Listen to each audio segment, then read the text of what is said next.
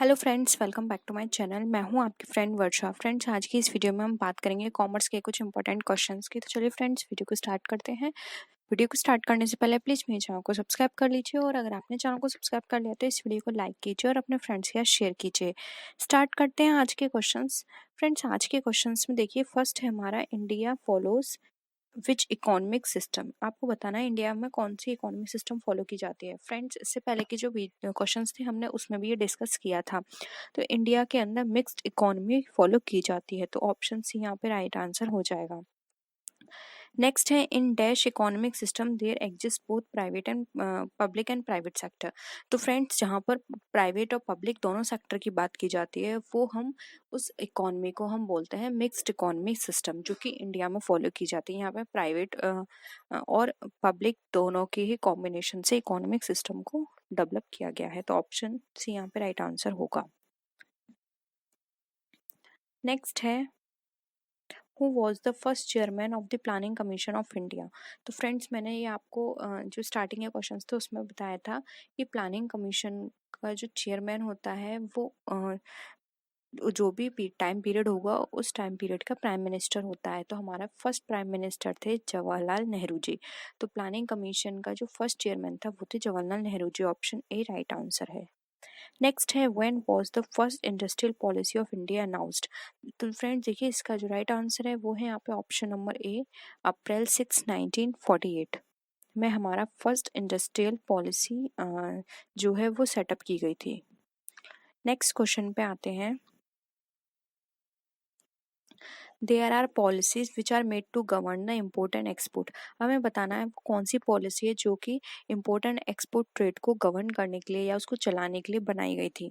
Option है export policy, import policy, EXIM policy या none of this. तो देखिए फ्रेंड्स, यहाँ पे बात की जा रही है एक्सपोर्ट पॉलिसी, तो ये तो एक्सपोर्ट से रिलेटेड है पर्टिकुलर। इम्पोर्ट पॉलिसी इम्पोर्ट से रिलेटेड है, लेकिन यहाँ पे एग्जिम पॉलिसी की बात की जा रही है, जो कि हमारा राइट आंसर है। एग्जिम पॉलिसी का मतलब होता है एक्सपोर्ट एंड इम्पोर्ट पॉलिसीज, ठीक है। और यहाँ पे एक्सपोर्ट इम्पोर्ट दोनों की बात करें, इसलिए एग्जिम पॉलिसी यहाँ पे हमारा राइट आंसर होगा। नेक्स्ट है, when was the EXIM policy announce for the first time. यानी कि एग्जिम पॉलिसी जो है फर्स्ट टाइम कब अनाउंस की गई थी। तो देखिए, इसका राइट आंसर होगा ऑप्शन नंबर बी, जो कि है 1985। ऑप्शन बी राइट आंसर है। नेक्स्ट क्वेश्चन पे आते हैं। ईपीजेड स्टैंड्स फॉर। अब ईपीजेड ये भी हमने कल डिस्कस किया था फ्रेंड्स। ईपीजेड की अगर हम राइट आंसर की बात करें तो इसका जो फुल फॉर्म होती है वो होती है एक्सपोर्ट प्रमोशन जोन, ठीक है।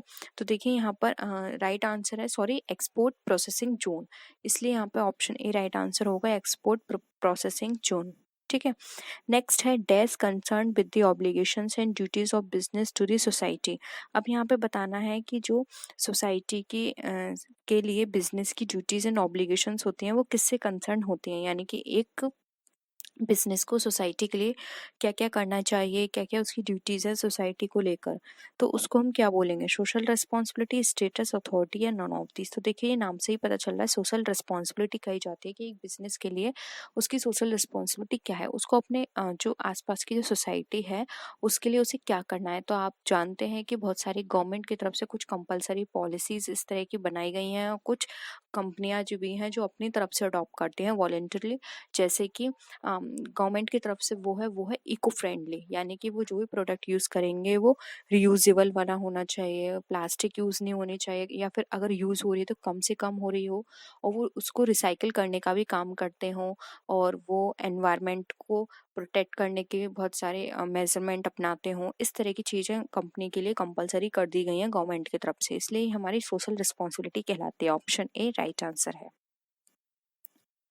नेक्स्ट क्वेश्चन पे आते हैं।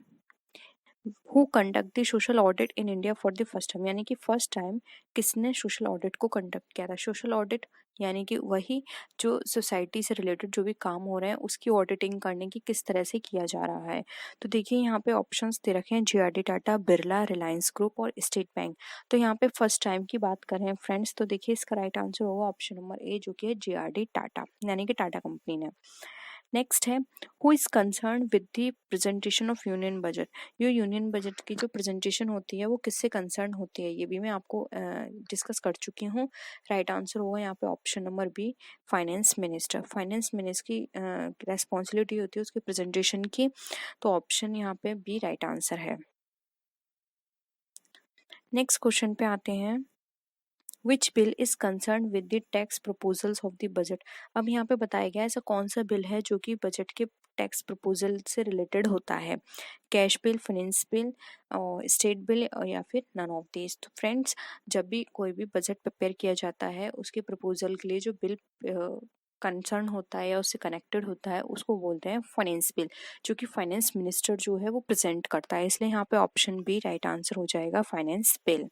और जब ये बिल पास हो जाता है तो ये एक्ट में कन्वर्ट हो जाता है।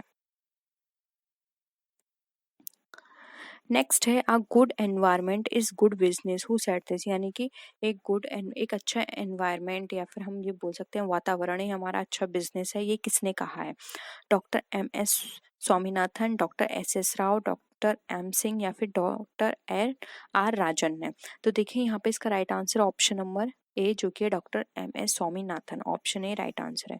फ्रेंड्स, डॉक्टर MS स्वामीनाथन, मैं आपको नाम नहीं बताऊंगी लेकिन ये फादर के नाम से भी जाने जाते हैं उस चीज के लिए। तो आपको कमेंट सेक्शन में बताना है डॉक्टर MS स्वामीनाथन को किस चीज के फादर के लिए जाना जाता है, इन्होंने किसका इन्वेंशन किया था जिसके बाद इनको उस चीज का फादर कहा जाने लगा। तो आपको कमेंट सेक्शन में बताना है, बहुत ही इंपॉर्टेंट क्वेश्चन है, बहुत पूछा जाता है ये, ठीक है। नेक्स्ट है external environment of business is. अब हमें बताना है जो भी हमारा एक्सटर्नल एनवायरनमेंट है बिजनेस का वो क्या क्या चीज को इंक्लूड करता है, फिजिकल, डेमोग्राफिकल, इकोनॉमिकल या फिर ऑल ऑफ दिस। तो देखिए फ्रेंड्स, एक्सटर्नल एनवायरनमेंट की बात की जा रही है। एक्सटर्नल मतलब कंपनी से बाहर की सारी चीजों को कलेक्ट करना। तो देखिए इसके अंदर फिजिकल भी इंक्लूड होगा, इसके अंदर डेमोग्राफिक भी यूज होगा और इकोनॉमिक भी यूज होगा। इसलिए यहाँ पे ऑप्शन डी हमारा राइट आंसर हो जाएगा, ऑल ऑफ दिस। नेक्स्ट आते हैं फिजिकल एनवायरनमेंट इंक्लूड्स। अब हमें बताना है फिजिकल एनवायरनमेंट के अंदर क्या क्या चीज़ों को इंक्लूड किया जाता है। तो फ्रेंड्स देखिए, natural resources, climate and water, ये सारी चीज़ें फिजिकल एनवायरनमेंट का पार्ट है। इसलिए ऑप्शन डी राइट आंसर हो जाएगा। नेक्स्ट है नेचुरल एनवायरनमेंट इंक्लूड्स। अब जो नेचुरल एनवायरनमेंट है वो क्या क्या इंक्लूड करता है, water, earth, air, all of this. बहुत ही सिंपल है, ऑल ऑफ दिस इसका राइट आंसर हो जाएगा। नेक्स्ट आते हैं the economic environment of a business include. अब बिजनेस के इकोनॉमिक एनवायरनमेंट की बात की जा रही है। तो देखिए फ्रेंड्स, इसमें इकोनॉमिक सिस्टम भी इंक्लूड किया जाएगा, इकोनॉमिक पॉलिसी, इकोनॉमिक कंडीशन, यानी कि इकोनॉमिक से रिलेटेड जो भी हमारे एस्पेक्ट होंगे, फिर चाहे हम सिस्टम की बात करें, पॉलिसी की बात करें, किसी भी स्ट्रैटेजी की बात करें, ये सारी हमारी इकोनॉमिक एनवायरनमेंट का पार्ट होगी। इसलिए यहाँ पे ऑप्शन डी हमारा राइट आंसर हो जाएगा। नेक्स्ट क्वेश्चन पे आते हैं, the new economic policy of India is precious gift of. अब जो न्यू इकोनॉमिक पॉलिसी थी इंडिया की वो किसका गिफ्ट थी, यानी किसने दी थी वो policy? Doctor VS Rao, doctor Manmohan Singh, doctor Jaswant Singh या फिर वेंकटा रॉय। तो देखिए फ्रेंड, जो न्यू इकोनॉमिक पॉलिसी आई थी वो दी थी डॉक्टर मनमोहन सिंह ने, ठीक है। तो ऑप्शन बी यहाँ पे हमारा राइट आंसर हो जाएगा। नेक्स्ट है capitalistic, communistic and mixed are types of. तो फ्रेंड देखिए, कैपिटलिस्टिक की बात हम कर चुके हैं, कम्युनिस्ट की बात कर चुके हैं हम, और यहाँ पर हम बात कर चुके हैं मिक्स्ड की। तो ये सारे हमारे किसके टाइप्स हैं? ये सारे हमारे इकोनॉमिक सिस्टम के पार्ट है, जो कि हमें बताते हैं कि हमारी किस किस तरह की इकोनॉमी है हमारी कंट्री में। इसलिए ऑप्शन ए राइट आंसर है। ये हमारा सोशल सिस्टम नहीं है, कल्चरल एटीट्यूड नहीं है, ना कि पॉलिटिकल सिस्टम है, ठीक है। यहाँ पे पॉलिटिकल, कल्चर एंड सोसाइटी की बात नहीं की जा रही, यहाँ पे इकोनॉमिक सिस्टम की बात की जा रही है, जो कि ये टाइप्स होते हैं कि ये कंट्री कैपिटलिस्ट है, कम्युनिस्ट है या फिर मिक्स्ड है, ठीक है। तो ऑप्शन ए इसका राइट आंसर होगा। नेक्स्ट आते हैं, ग्लोबलाइजेशन रिफर्स टू। अब ग्लोबलाइजेशन क्या होता है? फ्रेंड्स, ये क्वेश्चन आप कर चुके हैं लेकिन वहाँ पे जो ऑप्शंस थे वो अलग थे, यहाँ पे ऑप्शंस कुछ अलग हैं, ठीक है। तो इस तरह से आपको अलग-अलग डिफरेंट वे में एक-एक क्वेश्चन को पढ़ना है, जिससे कि आपका वो क्वेश्चन क्लियर हो जाए। जैसे कि यहाँ पे दे रखा है लोअर इनकम वर्ल्ड वाइड, ये आपने ऑप्शन वहाँ भी था, लेकिन फ्रेंड्स यहाँ पे लोअर इनकम वर्ल्ड वाइड की बात नहीं करती है globalization. Less foreign trade and investment, friends less foreign trade and investment होगा तो ग्लोबलाइजेशन करने से कोई फायदा नहीं होगा, क्योंकि आपको पता है जहाँ पे इन्वेस्टमेंट कम होता है वहाँ पे प्रॉफिट भी कम होता है। ठीक है, मोर रिस्क मोर प्रॉफिट, इसकी बात करते हैं बिजनेस के अंदर। ग्लोबल वार्मिंग एंड देयर, जब ग्लोबल वार्मिंग होगी तो कोई ग्लोबलाइजेशन के लिए इनिशिएट करेगा ही नहीं, क्योंकि हर कोई इस चीज़ से बचना चाहता है, क्योंकि ये एक बहुत ही बैड कंडीशन होती है ग्लोबल वार्मिंग की। ठीक है, नेक्स्ट है अ मोर इंटीग्रेटेड एंड इंटरडिपेंडेंट वर्ल्ड, ये बिल्कुल सही है, क्योंकि यहाँ पे क्या होता है सारी कंट्री एक दूसरे से इंटीग्रेटेड हो जाती हैं, सारी कंट्री फ्री हो जाती हैं एक दूसरे के साथ ट्रेड करने के लिए, फ्री मार्केट इकोनॉमी होती है इसके अंदर, और इंडिपेंडेंट वर्ल्ड हो जाता है। तो ऑप्शन डी यहाँ पे राइट आंसर होगा। नेक्स्ट है आईपीआर स्टैंड्स फॉर, ये आपने पढ़ा होगा फ्रेंड्स आईपीआर, तो मैं आपको बता दूं आईपीआर की जो फुल फॉर्म है वो है इंटेलेक्चुअल प्रॉपर्टी राइट्स, यानी कि जो आपके पास जो भी प्रॉपर्टीज होते हैं उसके आपको एक पर्टिकुलर राइट मिलते हैं। ये इसका एक लंबा प्रोसीजर है, जो कि अगर आपने अपना एक्सपोर्ट पेपर पढ़ा होगा तो वहाँ पे आपको समझाया गया होगा आईपीआर के बारे में। तो इसका राइट आंसर होगा intellectual property rights. Next question है एमएनसी स्टैंड फॉर, अब एमएनसी का फुल फॉर्म बताना है, तो एमएनसी का मतलब यहाँ पर अगर हम बात करें तो इसका मतलब यहाँ पर होता है मल्टीनेशनल कॉर्पोरेशन। तो देखिए यहाँ पे ऑप्शन ए राइट आंसर हो जाएगा। नेक्स्ट है the main promoter of trade liberalization was, अब जो ट्रेड लिबरलाइजेशन है उसका मेन प्रमोटर कौन था? देखिए फ्रेंड्स इसका राइट आंसर होगा गेट। अब गेट कब आया था ये मैं टाइम पीरियड आपको बता चुकी हूँ, इसका हेडक्वार्टर कहाँ है और गेट के बाद ये किस में कन्वर्ट हो गया, ये सब मैं आपको बता चुकी हूँ। तो आपको बताना है गेट के बाद कौन से राउंड में गेट को कन्वर्ट करके एक अदर ऑर्गेनाइजेशन बना दी गई, और उस ऑर्गेनाइजेशन का नाम भी आपको बताना है। ठीक है, तो लेकिन यहाँ पर इसका राइट आंसर है ऑप्शन ए गेट। मैं इसकी आपको फुल फॉर्म बता देती हूँ, general agreement on tariffs and trade. ठीक है, ऑप्शन ए राइट है।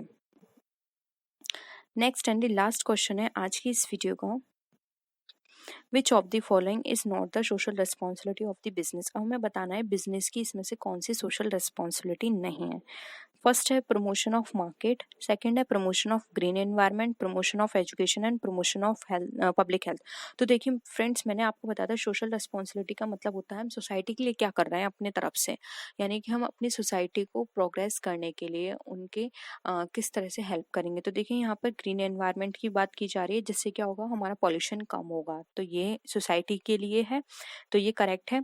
फिर है प्रमोशन ऑफ एजुकेशन, अब देखिए हमारी सोसाइटी के जो लोग हैं जो अनएजुकेटेड हैं उनको हम एजुकेशन देंगे तो वो पढ़ लिख कर सोसाइटी के लिए कुछ वर्क करेंगे, जिससे हमारी सोसाइटी का मतलब की प्रोग्रेशन होगी, हमारी जो कंट्री है उसकी प्रोग्रेस होगी। ठीक है, तो ये भी हमारा करेक्ट है। फिर है promotion of public health, public health अच्छी होगी, वर्क अच्छा होगा, कंट्री अच्छी होगी, जीडीपी अच्छी होगी, और हमारी जो कंट्री का प्रॉफिट है, जो नेशनल इनकम है, वो सब चीज़ हमारी इंक्रीज हो जाएगी, क्योंकि जब तक पब्लिक की हेल्थ ही सही नहीं होगी तब तक वो कोई काम नहीं कर पाएंगे। तो ये भी पॉइंट सही है। तो देखिए यहाँ पर जो गलत है, जो सोशल रिस्पॉन्सिबिलिटी का पार्ट नहीं है, वो है प्रमोशन ऑफ मार्केट्स। मार्केट को प्रमोट करने से सोसाइटी को किसी भी तरह का फायदा नहीं होगा, सिर्फ मार्केट को प्रमोट करने से उस बिजनेस का फायदा होगा। इसलिए यहाँ पे ऑप्शन ए जो है वो हमारा राइट आंसर हो जाएगा। तो फ्रेंड्स ये थे हमारे आज के क्वेश्चंस। आई होप आपको वीडियो पसंद आया होगा। वीडियो पसंद आए तो वीडियो को लाइक कीजिए, फ्रेंड्स के साथ शेयर कीजिए।